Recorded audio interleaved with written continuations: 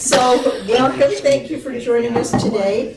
My name is Janet Cannon, and first we'd like to do introductions with all those who are here. And if please, when you're introducing yourself, if there's an item you want to speak to or something, let me know, and I'll try to remember to recognize you when that item comes up. So, my name is Janet Cannon. I'm on the state board, and I'm chairing the meeting today. So I'm Carol Lear, and I'm also on the state board member, and I represent all children in Utah, but I specifically was elected from Salt Lake City and Park City.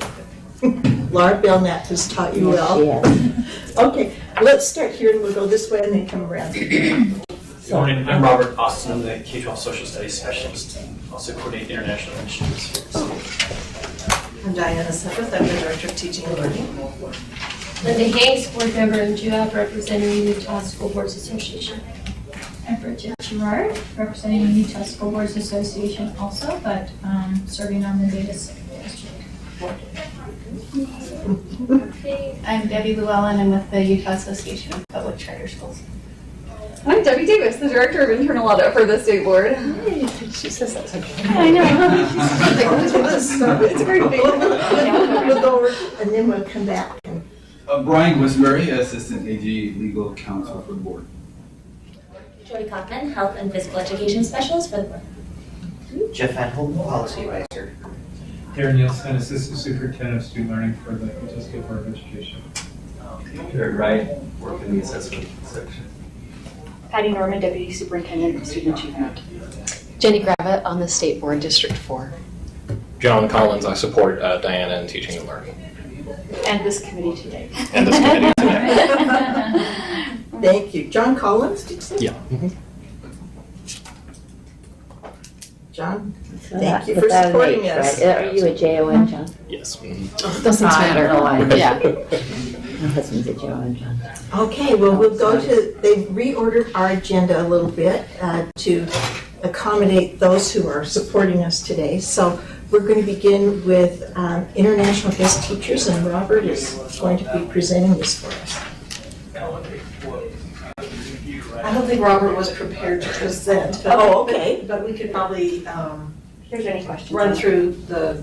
Right, I'm happy to talk. It's like a continuation of an existing rule. Yeah. Jeff can certainly. Yes, Jeff, doing come on. it. Oh yeah, would one or I think the Jeff other is of you expected come up here so I Were you expecting can see you? What's that? Were you expecting to present? Yes. Okay. I wasn't sure what the format is because I've never done this before. So Oh, your Hamilton pin. yeah, thank you. That's so great. So we got a few roles, and hello everyone. Good to be here. This is my first committee today, so let me know if I'm out of line or do anything incorrect. We will. Oh, I will. We're really good at that. No worries about that. So we have a few rules today, and none of them will be super crazy in what's being presented. And this first one is a prime example of that. It's a rule that's up for its 5-year continuation. The only changes you'll notice are formatting changes to make it in line with the current style that we're going with the rule and the rule writing manual from the Office of Administrative Rules. That's really all there is to it. Just a continuation. There's no substantive changes being made today to the rule. Okay, and just as we were chatting about this, they said that this rule mostly affects teachers that come and help us in our dual language immersion programs. Carol, you wanted to? I have a number of things, not a whole bunch, but a number of things, and I was able to do this with my really nifty computer, so I hope that everything identified I can read. First of all, I wondered if you, on line 56, you want to leave level 1 licensing as that's going away, or if you want to leave it for now, or what your thought is. May I, Jeff? Would that be all right? I think because the level 1 license will be in effect until 2020, January 2020, at a minimum, we have to leave it now because that is how we currently operate. And then we just have to remember, we'll have to go through all of our rules in 2020. That'll be fun. For these little pieces that will be there. And that's fine. Line 70, similar kind of question. I wonder if you want to say LAA employment instead of district employment there. I can definitely change that one. and another, just a little grammatical thing on number, and maybe the answer is the same for line 88 with R27750. Is that, would that be right? You want to leave the Yeah, that for little right number now, there? we'll leave it. Right now. And then I think you want to, instead of do not, does not on line 87. And then now I have a couple of substantive concerns. And I've watched this, or had concerns about this teaching group for a long time. And maybe this is an unresolvable issue, but I think we at least should talk about it. Having a background check for a person who's just entered this country is pointless. And pretending it means anything is pointless. And so that means we have a group of teachers, and I don't know what the numbers are. I'm remembering 50, 70. Yeah, we're at 75 now. Yeah. So we have 75 teachers who we bring in from other countries. across, yeah, Right. primarily Spain. And France, is that right still? France, And so my concern is, and I actually saw some problems with this years ago, but I think that now would be a good time to come up with something, and maybe this means it comes back to us, that gives us some kind of an ability to check the background on these individuals. Because it's certainly not a background check. Yeah, the United States background check, you're right. The only caveat that I would say is that the international guest teachers who we bring here have to have been actively teaching in their home country for at least 3 years. And they're vetted through Spain or through our memorandum of understanding with the Department of Education in those countries, so that we really do get the cream of the crop in terms of people who are applying for us. So ensuring background checks and vetting in their home countries is part of the process, even beginning to think about hiring them here. And my concern is, having, again, seen some of those, I think cultural norms are different, sometimes in foreign countries than they are in certainly in the United States and for sure in Utah. So it's cultural norms by interactions between students and teachers, sometimes just the age at which young people can drink alcohol, just to give an example, or the different ways that teachers interact with students and families. I experience as being somewhat different. I wonder if we should, again, because I'm concerned more about some kind of prevention at the front end than punishing at the back end. I hate these people to be fired, sent home. Clearly the professional practices process doesn't matter to these folks. Well, I'm not sure. Well, I mean, they're not getting a license. They're not getting a Utah license. They're coming here on a temporary basis. So there's no point in taking away a Utah license that they don't have, unless I'm missing it. Well, I guess only just that their professional career would be devastated no matter what.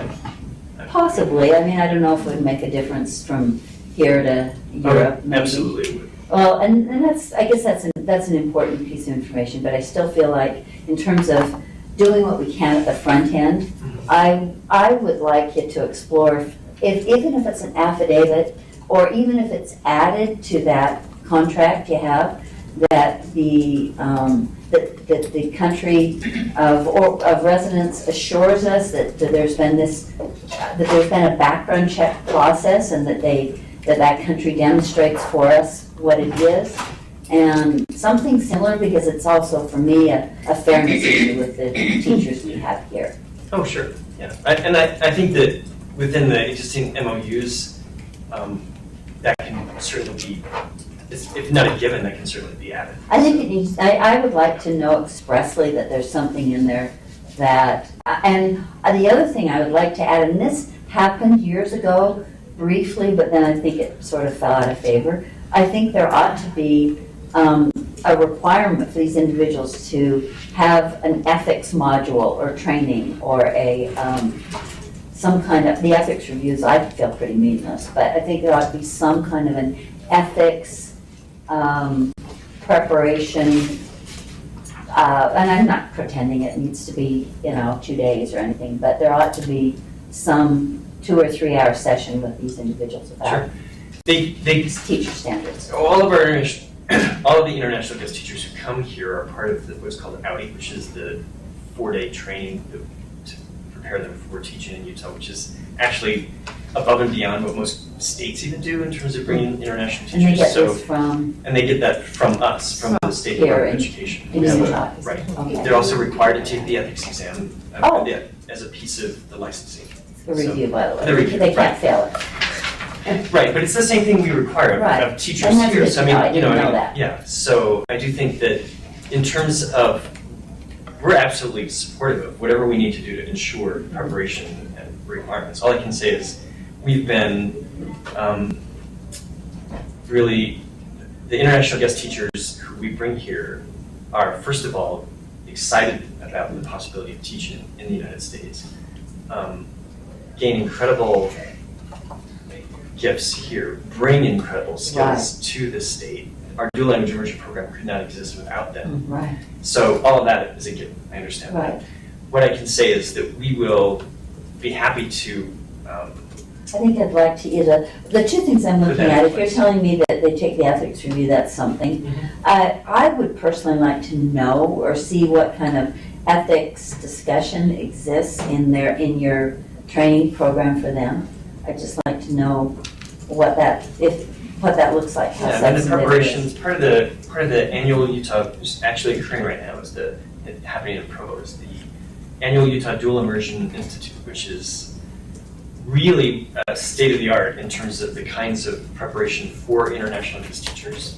Very often, teachers come here from other countries, to Colorado, for example. I don't want to badmouth Colorado, but in terms of the kinds of support this state provides to these teachers, it's really unparalleled. And I also know that it's a real advantage to be able to have these teachers in Utah and sharing not only their gifts, their teaching gifts, but also their different perspective. So I don't want to frustrate that, but I do think that it is important at the front end that there be adequate preparation. And I personally, and if you want to just send it to me individually, I'd like to see what part of that training looks like. Do they address the professional educator standards, R277-515, in your training? Is there, what does the discussion of that look like? And then I would also like something specific in the, whatever the international teacher contract is, about, and this is where you might have to do some research to see how there could be a background check of those individuals in their home country. Sure, and we'll get that for you, but that they all complete all of those kinds of background checks before they're even eligible for consideration for hiring by us. So, and to see that that's in the agreement with the home countries. So that concerned me. Great.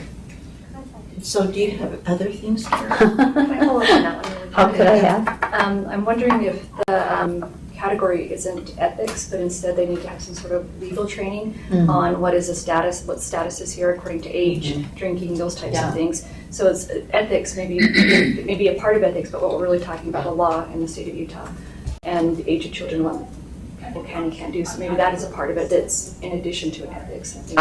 Maybe is that what you're talking about? Yes, I even think that the teaching standards that are in R277-515 encompass some of the law, but it also encompasses the ethical portions of it. And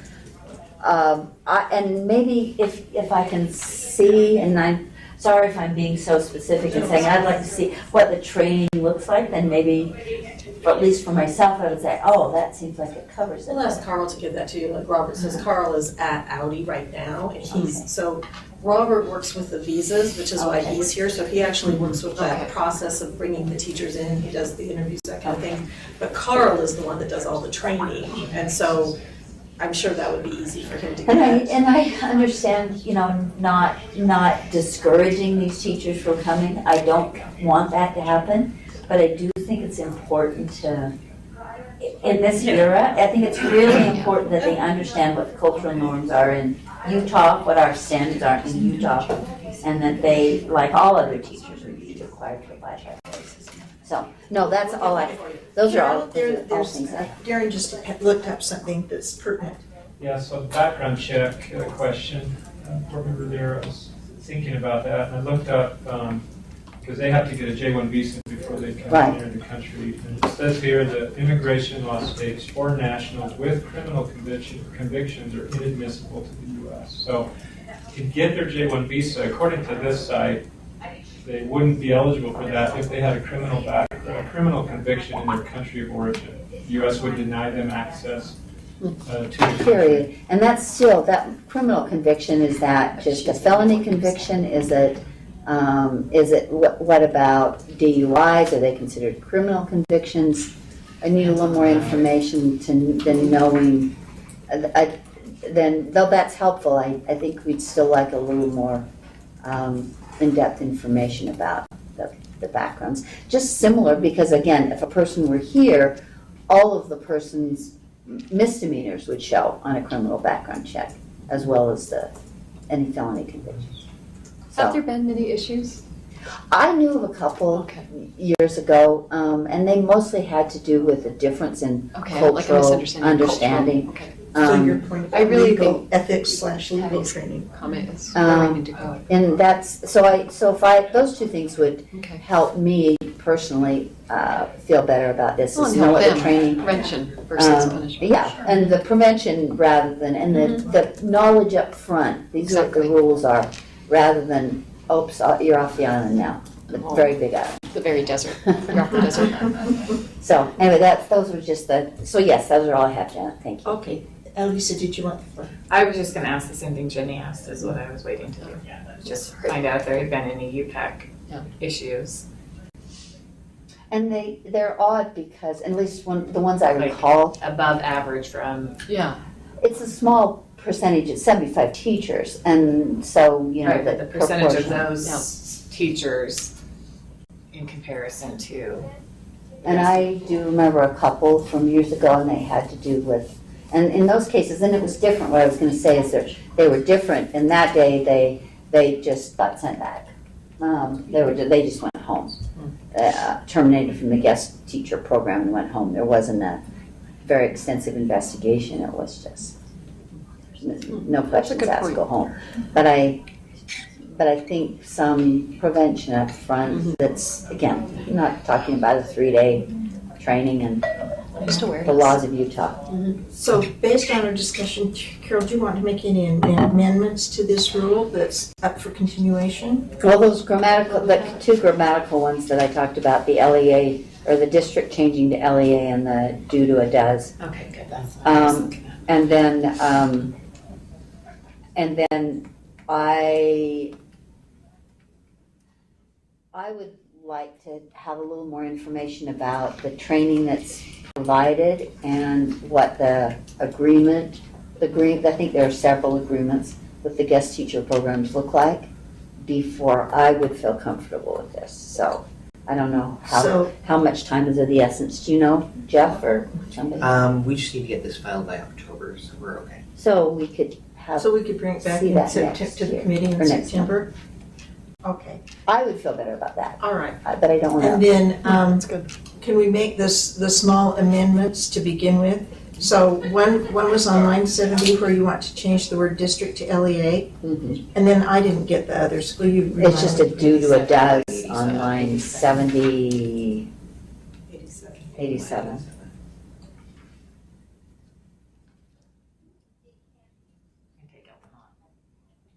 And educator from a country that does instead of do. Yeah, because they took out the S.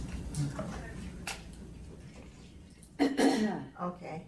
And was there anything else? Those are the only things I have. Okay. So then, Robert, do you feel some clarity about what direction what we're asking for? Yeah, we can certainly kind of get a sense of what the steps are from all the countries in terms of the background piece. So, I mean, the reality is that to be issued a J1 visa, the other thing that international guest teachers do is they have to go to an interview at the embassy. We have a teacher who was denied because her husband was linked to ETA, which is a separatist organization, political organization in Spain. So that's an example of the extreme vetting that occurs before anyone coming here in the J1 visa program is allowed. So, I mean, I can say that there's no perfect system, but absolutely, I feel like the kinds of background checks we've put in place here and there are both in terms of for equity. The issue of requiring a background check here is because we require of everybody else, even though it's only going to show for those people who have actually been in the United States before, and some teachers do return, so that will show. So that's where we do have to rely on the background check and the other work being done prior to their arrival, which is a requirement of anyone who comes here. But we can certainly clarify what those requirements are. I guess it just, if all you can do is say, this is the process of a background check, and the whoever does the screening sees all felonies or whatever the equivalent is, all felonies, all misdemeanors, whatever their equivalents are. If I can know that, that would make me feel more comfortable. Sure. Okay, Patty. Board member there, would it, then on lines 47 through 50, when that information is gathered, are you looking to change anything within this rule itself, or would the rule need wording change, or just the background information? So are we looking for changes in wording within those lines, potentially? I don't think so, but it would depend what the information revealed. I think maybe, that's a really good question, Patty, and the only other answer I could ask or provide is maybe it should state in here that there's training that includes legal issues and legal issues and professional standards, so that parents are assured that there's adequate background. And I even wince as I say this, because I don't want this at all to sound anti teachers from other countries, or I don't want it to sound that way at all. I just think it's really important that there be discussion at the beginning, so that their problems don't develop, and they're coming from a very different, I don't know, everything's becoming more work culture, but I think it's a helpful introduction. So we can come prepared with some changes, Right. wording changes to that. That would maybe, good. I mean, depending on what we find is happening with this training process. And I really appreciate knowing about that. I didn't realize they were still doing it in some kind of concerted way. So great. Yeah, actually, I mean, I will just quickly say that over the years that I've worked with the international guest teachers, over a dozen years now, the continuing growth of the supports for those teachers, because it is a major shift in terms of culture. It doesn't matter whether you're coming from Spain or Peru or China. We've really, I think, made some pretty amazing supports for teachers at both the LEA level and the state level. Okay, thank you. Thanks for letting me. Yeah. So then we're all right to give staff direction to make amendments and return this to us in September. Do we need to take a vote on that, or are we okay to just verbally give that direction? I move that the rule come back to this committee in September with additional information. Okay. And a few grammatical changes. Thank you. All those is there any discussion to Carol's motion? All those in favor say aye. Aye. That's unanimous. Thank you. Okay. Next up, we have R277-412, which is the State Capital Visit Program, and apparently there's been money that's been shifted that we need to know about. And then also this rule is up for its 5-year continuation.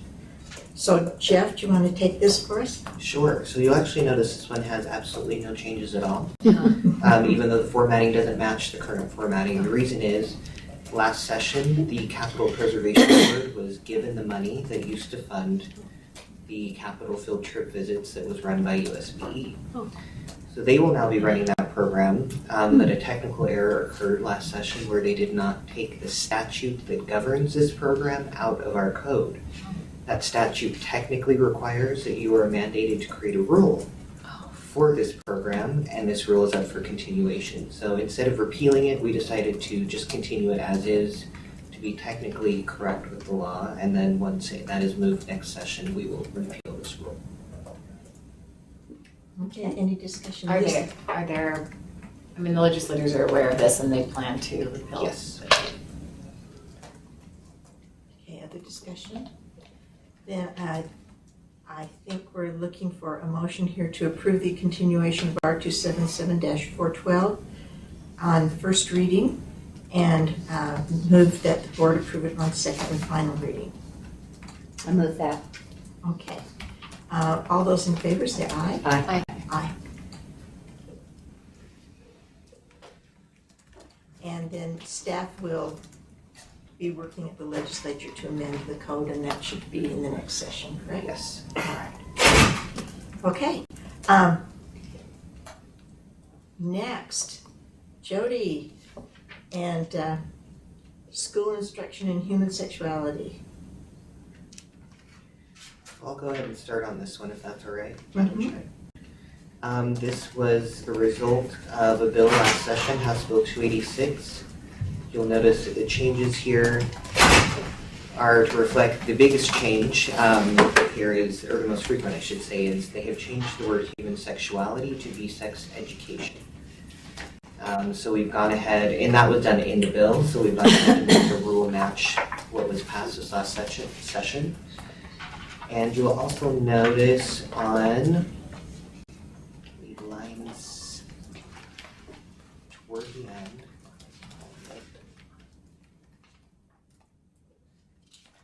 there's one additional requirement that was put in statute, and we decided to call it out in the rule as well. And now that I'm presenting in front of you, I can't. Well, there's also refusal skills, is that it? 207, yes. So, and just to make you aware of what that, actually I'll let Jody make you aware of that particular change in the code and what it was For the county data. 207, okay. On line 207, 208 of the rule. And what House Bill 286, which is 53G 10402. There's no additional section. I think you're talking about 170. Oh, And- good. or 172. Maybe I have an old version. Is it the I might have an old comply? version. Oh, yeah. Line 172. Okay, sorry, I have an old version. Sorry. Sorry. Witchcraft is this? Sorry. I have the version from when we met earlier in the week. So, but there was an error, and yes, new version. I didn't put the new one. I'm sorry. I apologize. So what it is in Utah Code 53G 10402. Local school boards shall review every 2 years data on county data for teen pregnancy, child sex abuse, and sexually transmitted diseases and sexually transmitted infections, and the number of pornography complaints or other instances reported within the jurisdiction of the local school board. So because that was added to code, we have chosen to add it to the rule. So all they have to do, read that code section again. They just have to review it, is that the deal? To report the. So she just. No, they don't need to report it to Okay, us. they don't. Okay. We are actually, I am working with the Utah Department of Health to create an easy access report So all of this data, which is teen pregnancy, child sex abuse, and sexually transmitted diseases and sexually transmitted infections, sometimes they're just you said STDs, STIs, sometimes it's STIs, sometimes it's STDs. So when speaking with Representative Boston on this bill, he chose to put both in. Because sometimes it's one, sometimes it's the other, sometimes it's both. So he chose both. All of that data is reported through local health departments. Okay. The Utah Department of Health now, as a result of this, is right now working to create an easy report for each county. If it is a charter school located in any county, they would look at that county data. A district would look at what county they're in for this data, and it will be hopefully on one easy red sheet, right? So one easy, and this is, we met a couple weeks ago, and this is what we were discussing, is these 3 items we put on one paper. Here's Cache County's data, here's Davis County's data, here's Weber County, right? And we just go down. I didn't go from top to bottom, Weber and Davis. That's the best of all the teams. Right. But it would have all of it on there. The pornography piece is local. So each school district or charter would keep track of their own complaints within their schools. And then they review that data. So Board Member Gravitt, to your question, they're not reporting the data to us. Okay. Because we're essentially providing it to them. Mm-hmm. They need to review that data every 2 years when their materials curriculum board goes over the curriculum for sex education. So when their board meets for the materials of the curriculum for sex ed, they review the data. So the board, that's, I was getting The at local board. board is the local board. The That's board, reviews the that. local board would review that. Correct. So let me see if that's clear enough, because I wouldn't have gathered Yeah, I that. didn't know that either, but. That would just comply with the county data review requirements. So all the board is directed to do is just review it, whatever that means. Could get a piece of paper, it doesn't have to discuss it publicly. It's not explicit in the code. It just says they need to review. But they will know. Like, But it's that curriculum, Okay. that materials review board that reviews the curriculum for sex education. They're the ones that are supposed to review it. I have added it to the assurance form that said that in the last 2 years we have reviewed county data as required and they check a box, which is what they have to do for everything else anyway. So it's explicit to them. Okay, good. But it's county data and school data. Correct. And LEA/school data. So that make sure you know every one of those pornography accesses. It's complaint reported to the LEA. That's a little bizarre, but okay. The language in the rules fine. The requirement's bizarre. Okay. To make me happy, will you guys put a comma on line 31 after physiology?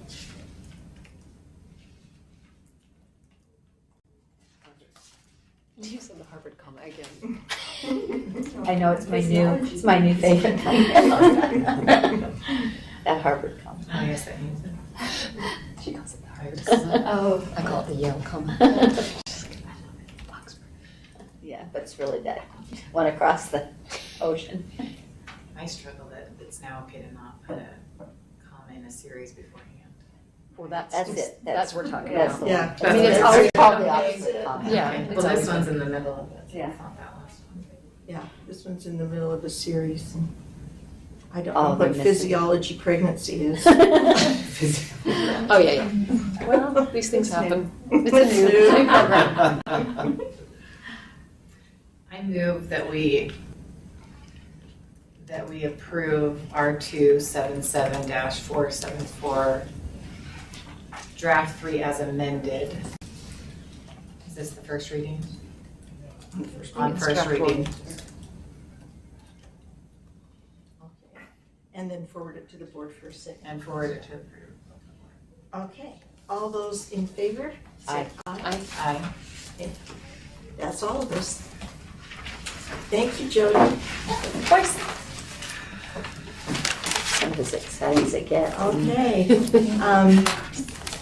The next 3.4 is suicide prevention programs. This is another rule to be continued.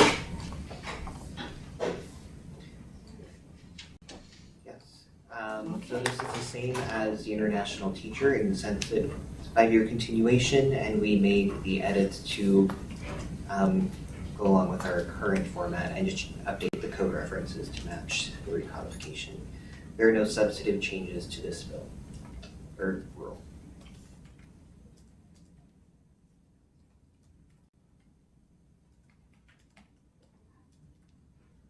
Okay. Lisa. Sorry, I'm trying to look through to find, I see that parents have to be notified about bullying cases, but are they required by the statute or the rule to be notified before the assemblies or discussions in class? I do not know. Because I have had, I don't know if we'd need to make legislative changes, but I've had parents come to me that the discussions were being brought up in class without their knowledge. And one example, the child was suffering from a very recent loss of a family member. And it wasn't, the teacher didn't know, but it wasn't a place the student should have been. Is there a line that you're looking at specifically? I'm not, I'm just wondering if it's not in statute, if there's a way that we can, I know that teachers are required to take training, but from what my understanding is it's sorely inadequate for the depth of knowledge you would need to take on this issue. That's definitely information I can get and send to you if that's all right. Yeah. Yeah, I don't see anywhere that it's I don't see Yeah, what's required, it seems like That's a it's, good point. so your example was like a family member who committed suicide? Yes. Was it a young person? It was a parent of a Was a junior high parent, child. so it looks like this is all targeted to youth. And they were in suicide. in a classroom. But that's one place when I talked to psychologists, a psychologist would know.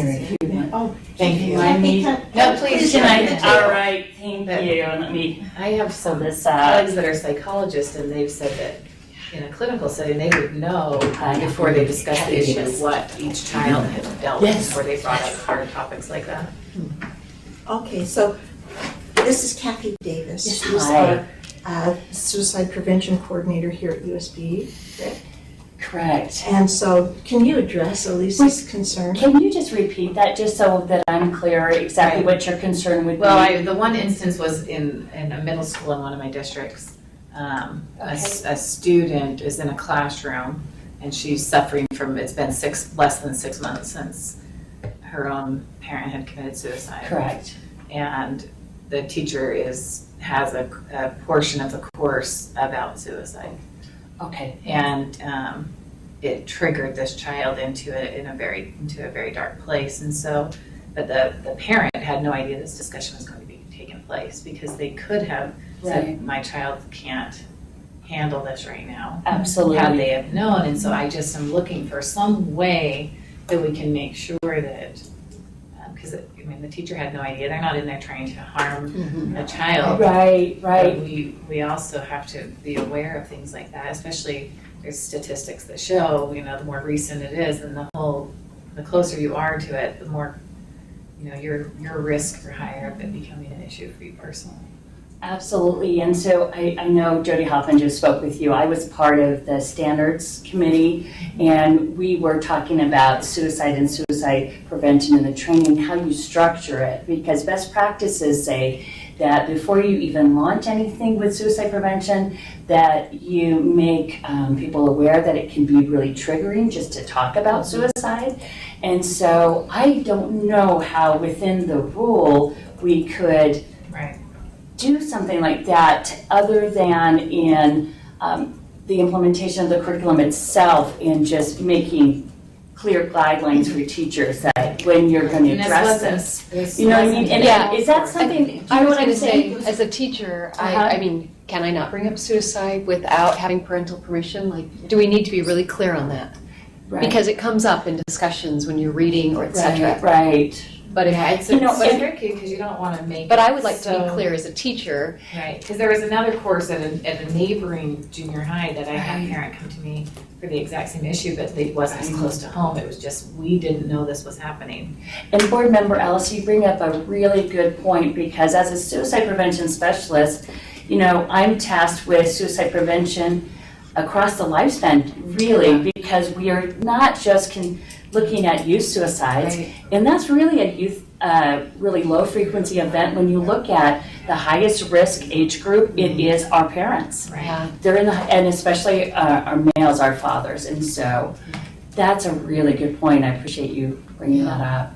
I don't have a solution because I don't want to put a hard line down where you're in an English class and a student asks you a question and then you're bound, but at the same time you don't know what children are going through sometimes behind the scenes. But sometimes if there is a hard line, just teachers know what to follow if there are lines. They're rule followers. Yeah, we are rule followers. We and are. we just want to We know. are rule followers. But we also care, you know, and we don't want to, you know, discount somebody who needs to talk about something. And there's just a lot of safe messaging guidelines for suicide that are particular to suicide when you talk about this topic, because I call it a hot potato topic, because I don't think in the years that I've done this that I haven't gone into a group where someone hasn't been directly or indirectly affected by this.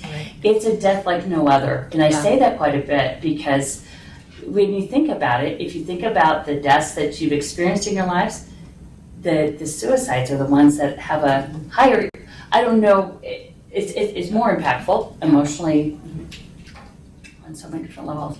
So. But I guess our rule that we're looking at today appears to be targeted towards youth, and I guess that's the area where we could, where we have a responsibility. I don't know, in terms of guiding teachers, what could be done? Well, but it does say in here that they have to be the parents have to be notified if there's any bullying that happens, and so is there anywhere that says they have to be notified in case of assembly? Because I feel like there is somewhere, because I've seen notifications go home for school-wide assemblies, and it seems like that's a place where you could add if classroom discussions are going to. I understand there may be some unforeseen where someone just asks a question that you can't do it, but if you know that you have a unit and you're going to be focusing on this. There's an assembly. And put it within the disclosure document or something that so parents are made well aware. Maybe a new, I'm looking on lines, and actually there's a Pren 6 that's missing lines 71 to 77, 8. If it could go there. And they need to fix that numbering too, it looks like. It needs to be 6. What's the timeline on this one? Because do we have any other rules where this could possibly be? I just feel like we need to look into it a little bit more before we add something to make sure we're not doing something that's duplicating or conflicting with statute. So this one and international teachers are both due in October. Okay. Well, can I request that information be looked into to see if it's addressed anywhere, where it's addressed for assemblies, and then bring it back to us in October or September. And what is that okay if I yes. ask Elisa a question? I'm not nearly as formal as Robert's rules and committee. I kind of like that. So you're just wanting parent notification of upcoming discussions, not necessarily active permission or anything along those lines. No, but parent notice. Parent notice. I mean, you might want, it might do the teacher well to get permission, but we could let that be a local decision how they want to go about that, because sometimes people don't see the notices. Well, and I think this is a bigger issue, just talking with Patty Norman. Kids have a lot of social emotional triggers, and we need something in place that says this is the standard response. You know, if a child needs to leave the room, whether it's a sexual abuse issue or a suicide trigger or whatever it is, I think, you know, these conversations come up in classrooms. Sexual abuse is huge. It's huge. It comes up all the time, and or drug-related things, or parents who, you know, are like there are things that come up every day, and I just feel like this is a bigger issue that we need to, you know, talk about with our teachers, and how do we address with our students? Do we just have you can leave the room, what do we do? Standard response. Yeah, standard Standard response response protocol. and protocol, Yeah. and this would be best practice. And, Uh-huh. Right. yeah. So that's my request, is that we look into it and bring that back Next month. So Yeah. yeah, that's your motion to, I would love that. And while you're at it, it looks like there's a little editing change, missing a 6 on between lines 70. Line 77 should be 6. Yeah, unless we put a new 6 in there. Maybe it was calling to us. Anyway, that's just a thought. okay, did you get the edits? That's the only one I had. Okay. All right. So then Elisa's motion is to, let me see if I get it right, is to request that staff investigate utilizing some kind of parent notice when the topic of suicide comes up or something directly related to suicide is happening in the curriculum. And we'd like staff to develop a standard response protocol for teachers. Does that sound right? Yes. Can I add on to the request? So in light of Jenny's comment about it being a bigger issue, if there's somewhere else more appropriate for it to be addressed in rural, or, I just don't know if we have anywhere else in rural that would be addressing sensitive topics. Yeah. Parent notice on sensitive topics. Yeah, or. I know there's the human sexuality, or I guess now sex ed instruction, But rather, it can be really restrictive to say you've got to notify a parent for everything that comes up. And so rather than parent notification, we have a standard response and protocol for things like this that come up spontaneously. Maybe for an assembly or something scheduled, or it's in the curriculum. That's a little different. I think those things are in place in our health curriculum, for example. But as a teacher, if I had to notify parents for every time, it would be hard. It would be, but if we have a standard response protocol in place. And there could be legal liability as well. Yes, As yes. requiring it. I would just be frozen and I would just stand there. Yeah. And not say a thing. Flowers today. I love flowers actually. And rainbows. Rainbows are nice too. Well, and that's where we were when Right. students Actually, were you're asking the on the border teachers of about sexuality and they would like they could talk. So now I have, staff investigate creating a standard response protocol for teachers to use if something direct is happening regarding a sensitive topic.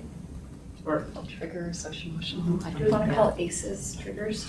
It could be ACEs. It could be ACEs triggers, and that perhaps would be overarching and general enough that it could Just look for the best place. So what kind of triggers did you say? ACE. ACES, so adverse childhood experiences. Would that be a good way to couch it? Yeah, I hope, I don't want teachers to be more paralyzed. I'd like No, this to be helpful. that's why. Right. Yeah, I just want it to be helpful.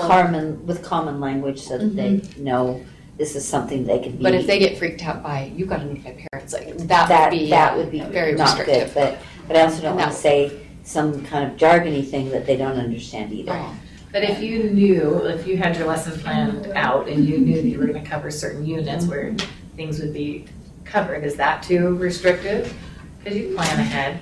Yeah, and I think there are some things that are structured, like, for example, you have a short story that might bring some topics up, but sometimes you can't predict those things. And kids get triggered, like things relate in funny ways sometimes, and they go there, and you can't, like to shut them down sometimes seems more harmful than to say, are you okay? Do you need to leave the room? Can I contact a counselor? Like, I don't know. I think, but we've also got to give kids the tools to say, we've got to teach them to say, if you're feeling uncomfortable, let us know. Like, we've got to get them the tools. That's part of the response protocol too. Can you add it to the extent possible or something along those lines so that it doesn't paralyze teachers? Yeah. I think you've captured the essence. And I think they understand. These are good okay, points. we got it? Yeah. All right, so then that is an action, and the rule will be returned as amended, and we'll look at creating a standard response protocol for adverse child experiences. All in favor? Aye. Aye. Thank you. Jeff, you're done with your first one? Was I'll it, have to go to the Jeff, final. you're amazing. was it lively enough for you? It was. We can try harder next time. Drill away, I like it. Did you have any additional questions for me before I go? Did you? Well, All you know right. what, I just want, so I read through this rule and I kind of thought, we're just continuing this rule after 5 years. And I felt kind of sad that we didn't have anything more, anything better to offer for kids, because it seems like I know. suicide's such a growing I problem. feel like we're going. So We're getting there. Yeah, I think I feel we're getting the momentum and we're getting the groundswell going and we're Well, getting out in front of this. Yeah, we've given you some direction here, but if there's something else you think of that Okay, might absolutely. improve this, will you let us know? Oh, absolutely. And thank you for your dedication to this issue. I appreciate that. Okay. Thank you. Thank you. Okay, 3.5 is the parental exclusion form, and so we are asked to approve changes to the parental exclusion form, and we have revisions for us. And Jared, do you want to come to the table with us? Can you tell us about these revisions? And I can, and it was, no, I'm just here. You may need to refresh the board docs if it's not showing up for one of the versions. So let me just hand out a hard copy. And mine says July 30th. It's an A, B, and then the. So there should be 3 documents. Yeah, there were 2 last night, now there's 3. Oh, there's just. You have 3, so if you want, but, okay. So this is the actual hard copy of the new, what we would like approved. Sorry, I keep kicking the chair. Okay, and is it gonna be? And open to your feedback, so however you. So each year we bring this to you to approve. Let's see, the revisions document goes through. I tried to show which changes were made, what was added, removed, and changed. Obviously, with Sage not being there, we changed it to Rise, and also included for the secondary, we included Utah Aspire Plus. I also, in doing this, tried to break it apart more so that parents have the option. I think in the last year's version, DLM and UI, it was just one line. Some of these were just one line. Benchmark modules were just one line, where I tried to break those apart into subjects and allow parents to be able to pick and choose what they would prefer to exclude their students from, or their child.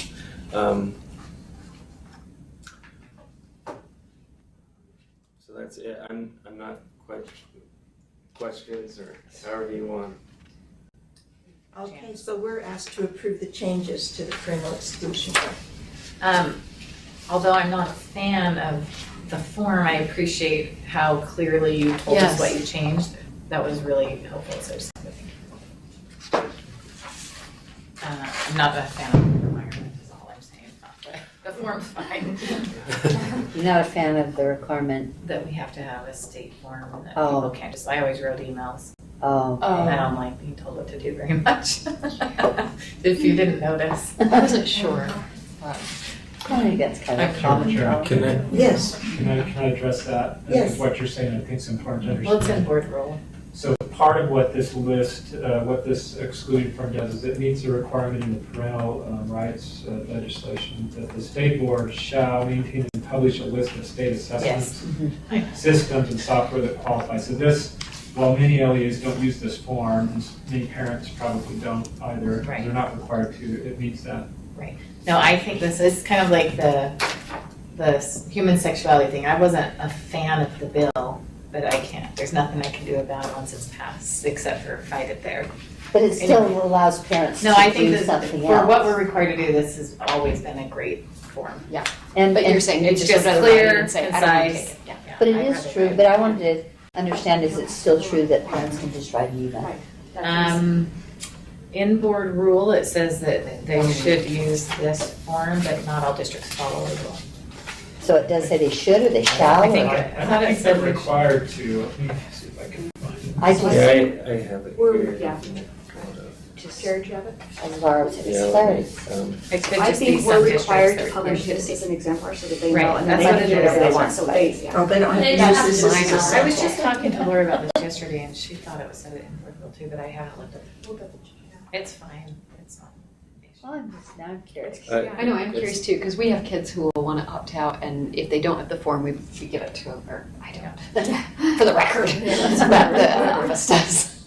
So in R277404-7, -4, I guess, 4A, to exercise the right to exempt a child from a state-required assessment under this provision and ensure the protections of this provision, a parent shall fill out the parental exclusion. Okay. Actually, yeah, Right, and from, state statute doesn't require that you have to fill it out, that's what bothers me. No, anyways, so that's always bothered me, because it's not required by statute and we're But required. the board requires. So we are required to give them the list. Oh, good, okay, now I get it. And I like that you have what the tests are, because some people don't know. All right. Any other discussion to the parental exclusion form? Then I will move that we approve changes to the parental exclusion form, and that's our action. All in favor, say aye. Aye. Thank you. All right, we're looking now at science standards. It's an update on where we are in the process for science standards. Hello, Ricky Scott, Teaching and Learning Science Specialist. Just want to make sure I do that. As a quick update for science standards, we are currently at step 5. Reporting committees, or writing committees have been organized, and I'm just kind of giving an update. To this point, there's really not much has happened to this point simply because of summers and trying to get a hold of our teachers and not having a lot of availability. We've had one meeting in May where leadership kind of met. They met together, they kind of put together their big goals and their ideas. I put together on the document I gave you, there are 2 links. I'm hoping that they're active links on yours, but of some kind of goals that they put together, some anchor statements to try to make sure that formatting cohesion exists in the standards. And then the next thing I have as far as scheduled meetings for the future, believe it or not, K2 is meeting today. They met yesterday. Really, we're just trying to get all the teachers on the same page as far as the research and the ideas and what's going on, and trying to get their feel for what they wanted to make sure we're in there. And so today they're meeting again. They're looking specifically at progressions in K2, meaning that what content is going to be there. That's actually one of the weaknesses that a lot of teachers felt with our current standards, was simply a lack of clear progressions. The fact that it was more of a shotgun approach to science, that there wasn't it almost seemed like no one really put forethought into what knowledge they need to make sense of this in first grade. Let's make sure we have that in kindergarten, and so that's what they're specifically looking at. And that's where we are. So I have our next set of scheduled meetings. At this meeting, this is the first time the writers are meeting with the leaders, and so one of the goals of today for K2, and it'll be the same for the second day of the next ones, to be like, what's our schedule? Let's put our next meeting together. So I'll have those dates as soon as these meetings are complete. Questions, problems? Okay, questions, Lisa? Yes, the links work, thank you. Good. I didn't Yeah, realize I love I that. hadn't clicked on it. So when we were looking at the health, I never was able to attend any meetings because of schedule conflicts, but they let us know when they were so we could come in and observe if we happen to be available. So I'm just making that request. Absolutely. So I have the dates here, and then like I said, those are the only dates that I have. Sorry, I'm on right below the links that I gave you on it. So in the future meeting schedule. So those are the next meetings, the only ones that really are scheduled. And then at the conclusion of those meetings, the next step will be so are they all scheduled. day? Where are they held? They're actually all over. We have some happening in Utah County. Some originally were scheduled in Davis County. So I'm happy to give those as Yeah, well. could we get a little more information? That way we can show up if we're available. Just out of curiosity, Friday, Saturday. That one, yeah, simply because, again, of timing and scheduling. The problem we're having with that last group, some of the people we invited, we originally actually scheduled for the high school group, was originally scheduled the week after, and then when we sent the emails out inviting teachers, most of southern Utah was like, we're in school. And that's our first week. And we're like, that's a bad time. And so anyways, we kind of backed up. Wow. And so again, scheduling has been tough. But. You do have a 6, 7, 8 group, they're just not meeting? No, we don't have a 7. No, Or I'm sorry, 6, 8 those- isn't being those scheduled. are- that's all right. Those are all done. Oh, okay. Thank you. Okay, any other questions for Ricky? Okay, and you said you'll send those meeting notices out to us? Yeah, All happy right. to. Okay, thanks. Good, then this is just an information item. We don't have to take any action, just other than say thank you. Wonderful. All right. Last item is Assessment and Accountability Policy Advisory Committee report. This also is an information item. And Darren, we invite you to come join us. Thank you. So you heard a little bit of this yesterday in the full board meeting where the APAC had recommendations for actions. Those came before you, the full board yesterday. The 3 items that are included in here are just information. The APAC group, Assessment Accountability Policy Advisory Commission, is a very valuable group of stakeholders for the Assessment Accountability section specifically. We value their input and the dialogue that we're able to have with them. I've given you the full meeting notes as well as the agenda, but I want to focus on 3.7C for our discussion today, just to kind of review these 3 things that didn't result in specific requests for action, but wanted us to talk about these within our assessment accountability section of the Utah State Board of Education. The first one, consider calling benchmarks and interim assessments something different than RISE. The context of that discussion was related to when we had SAGE, you had benchmarks, interims, and then the summative. It wasn't uncommon, and as parents, maybe you experienced the same thing.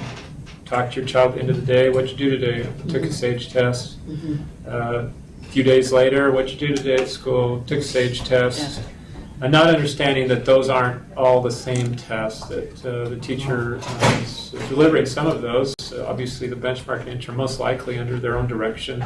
So those are formative assessments. Yeah, and if there's a requirement on it, it would be at the LEA or the school level. The state offers those as what we've heard referenced as productivity tools. I don't really have a solution to this because these benchmarks and interims are delivered in the same platform that we deliver the summative tests.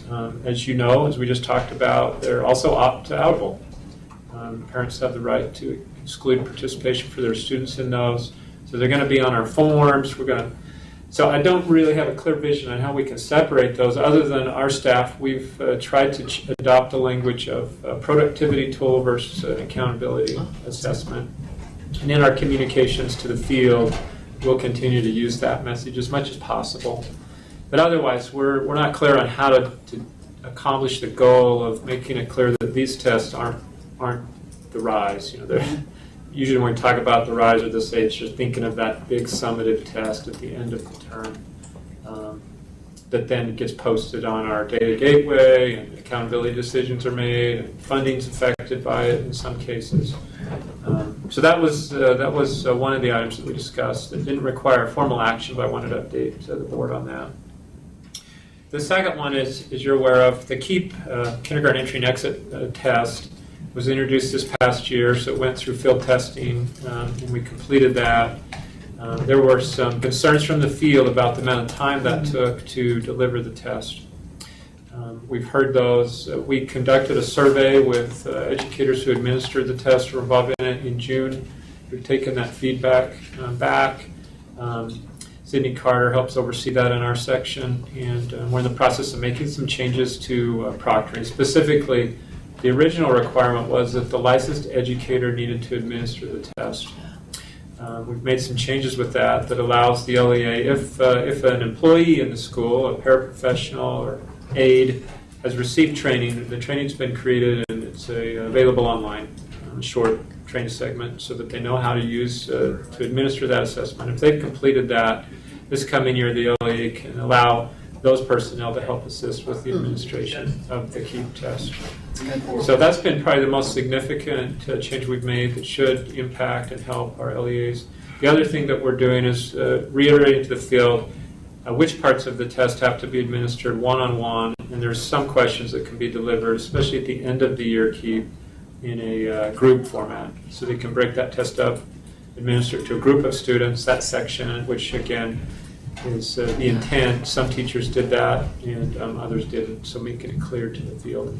Darren, do you have any idea, does performance of the kindergarten kids change when you do a group test administration versus a one-on-one administration? Yeah, so I don't have data on that. We haven't looked at that data. What we're typically doing with our KEEP is just seeing how prepared are our students coming into our school system as they enter the system across the state, different LEAs, different schools. And then the exit program is to see what effect our kindergarten programs, the curriculum programs, specifically because in Utah, as you know, we don't have all-day kindergarten for every student. And so we have from a research standpoint, it's an opportunity to see and measure, in many ways, what the effects, the differences in a half-day versus full-day kindergarten are for large groups of students. And so the KEEP can help us get that data as well. But you may hear from your constituents. You may have already heard concerns with the KEEP, but we're in the process of addressing those and think we can resolve most of those concerns. And then the last... Can I ask you a question first? Yeah. More general. Who's on this Assessment Accountability Policy Advisory Committee? Yes, they're appointed by the board leadership. I'd have to get the roster. Are there 20 of them, 2 of them? It's pretty large. No, it's close to 20. That's a good number. It's not exactly 20, but it's in that neighborhood. We had to meet, this year we had to meet in the Public Safety Buildings auditorium because we couldn't get a room here big enough. Okay. The room downstairs, basement west, was occupied, and so was the boardroom, and no other rooms could accommodate our group. And we have representatives from superintendents, parents, somebody from the governor's office there, a couple of AD directors, and there's some other entities that are represented that I'm not remembering off the top of my head. We meet in conjunction with our TAC, our Technical Advisory Committee, which typically happens 3 times a year. So we'll be able. We right now are building the agenda for our next meeting. Will be in October, and we met in February, in June, and then we'll meet again in October. You meet quarterly, or is it just three times a year typically. And then our Technical Advisory Committee. That's a group of professional psychometricians that usually are professors at universities. They come in, and we take the real technical issues to them. Sometimes those issues will overlap, and that's why we try to hold those meetings the same time period. So we meet with APAC in a half day, and then we meet with our Technical Advisory Committee for the board for a day and a half. And we take some of our challenging technical issues to them for guidance on how we should deal. They also help us deal with our vendors, understanding what's reasonable for us to ask of them and what isn't, because they deal with assessment vendors, all vendors, different states, so they give us some perspective. It's very beneficial for the State Board of Education. Thanks for that background. Yeah. This last one, we had lengthy discussion about science.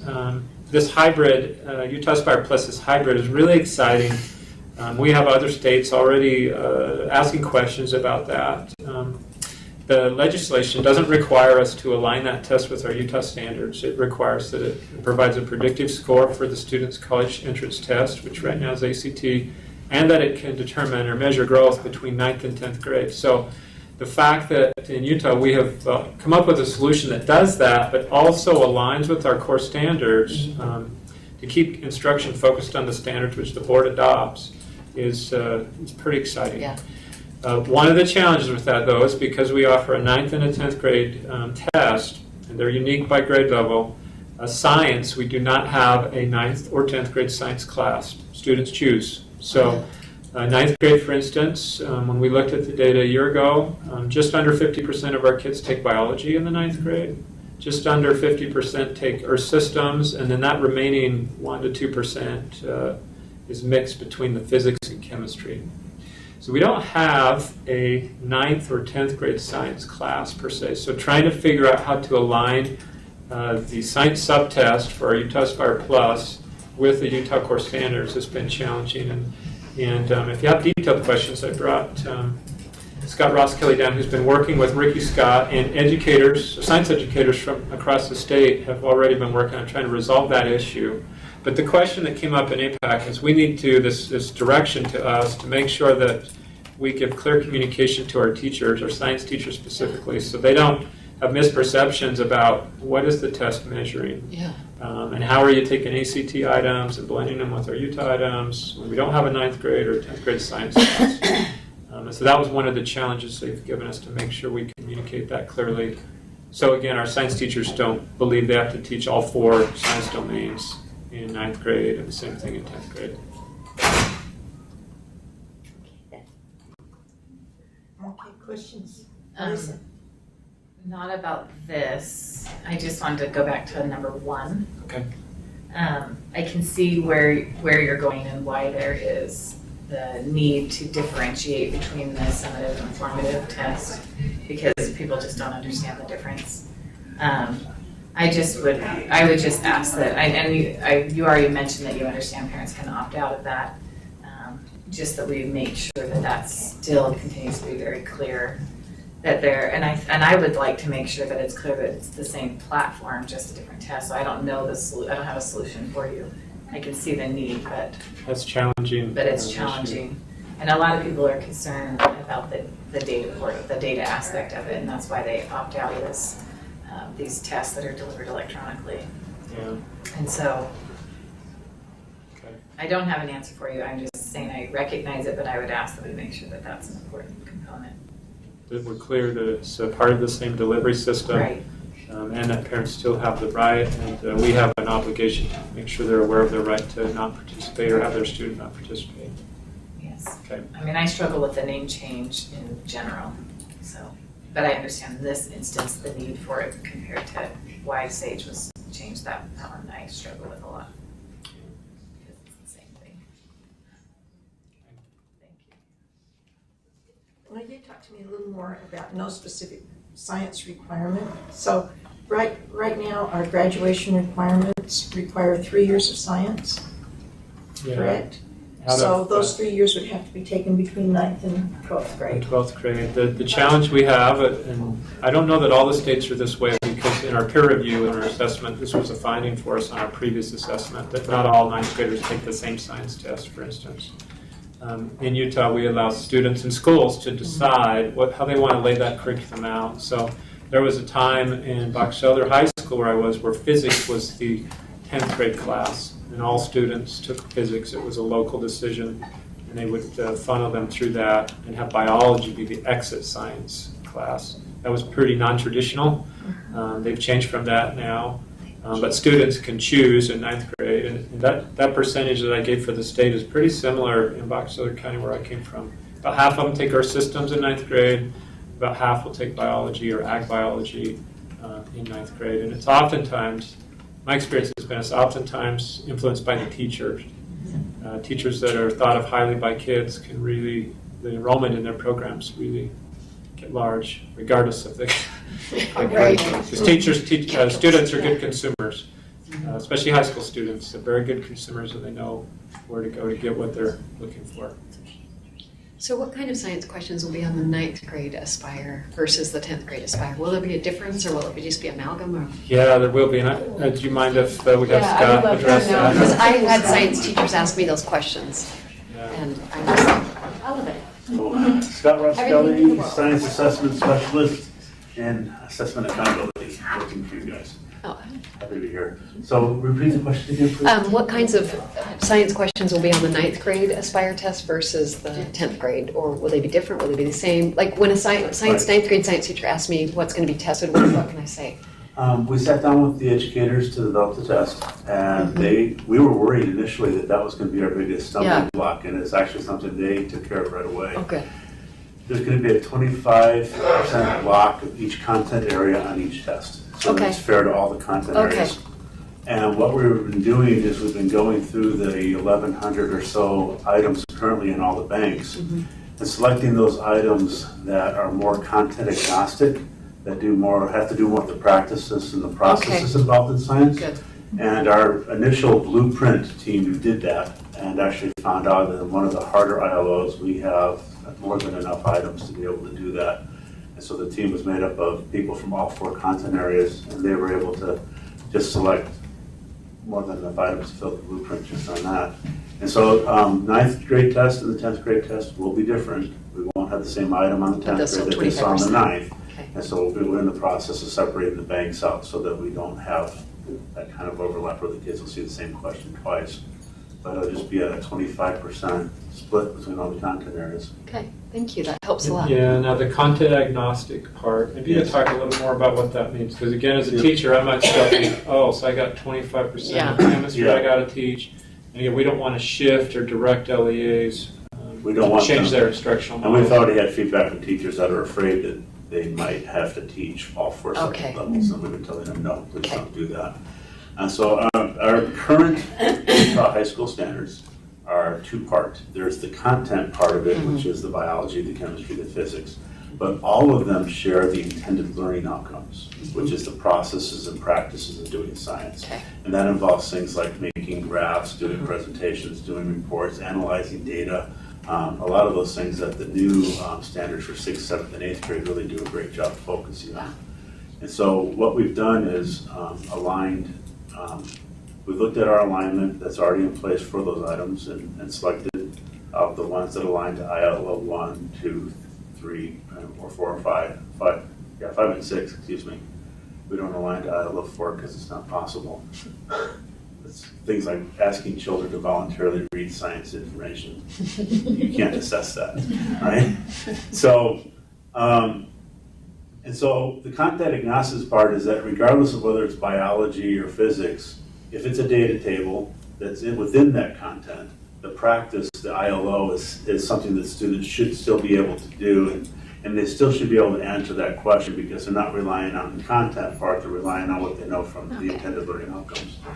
And so I was really impressed with our educators pulling out the ones that they said, yeah, this would work, it doesn't matter if you do physics, math, or biology, you should still be able to do this question. And so we're in the process of doing a lot of reviewing to find the items that will do that for us. And that's consistent with how the 11th grade ACT test is going to be as well. They It don't is. test specific content as much. And we've already had that review also where our educators came in and looked at the specific ACT Aspire items that will be on the test and actually aligned them to our intended learning outcomes. So there's alignment there also. So that's been completed already. So the thing that's bubbling up in my mind is, are we testing kids on information they haven't been taught? So you say the 25% block of content, is that, so if kids that took earth science, would their 25% of the test be related to earth science, and the kids that took biology, the 25% be related to biology? How are we not testing kids on content they haven't had? I mean, I know the intended learning outcome, you said, but the other half is content. Well, the other half is, but it depends on how heavy that content is in terms of the question. Some questions in our bank, you have to know about red blood cells to answer the question. And so we would not want that kind of question to be on the test. But a question that has a chart or a graph that the students have to analyze, which is pretty much what a lot of the ACT questions also do. So no matter what class they have, students should still be able to analyze that data and be able to give us an answer for that. It's not about memorization, it's about a skill It's almost. about being able to ability do to those do. skills that scientists do. Okay. And so I'm just worried about the content part. we are very worried about it too, and that's why we're looking very closely at it and using our educators to help us select the ones that they feel. And it's the ones we've done so far, and like I said, educators from all 4 disciplines saying, yeah, it doesn't matter if they had physics or chemistry. That's a question they should be able to answer. And so we looked through, we had to look through a lot of questions to find those. We looked through about 250 questions and found about 15. And so there's a lot of questions we automatically said we can't use those. Would you say, though, that the kids that had taken physics, say, or biology would have an advantage over someone who hadn't in those type of questions? It might, but then if the questions are equally balanced, 25% from each discipline, then whichever class they took, they'll have that advantage in that area also. Everyone's going to have a different advantage. And the ultimate goal and our ultimate focus, and we've had to always, we remind ourselves constantly, the goal of this test is as a predictor of how we perform on the ACT. And so that's what we always come back to, is that question going to help be a good predictor on how a student's going to do on the ACT? And if the answer is no, then we reject it. The benefit of that is because we're rejecting so many, and because the board has approved benchmark tests, that actually gives us a lot more questions to work with to build a lot more forms, so the teachers have a lot more available tools to them in the classroom on benchmark.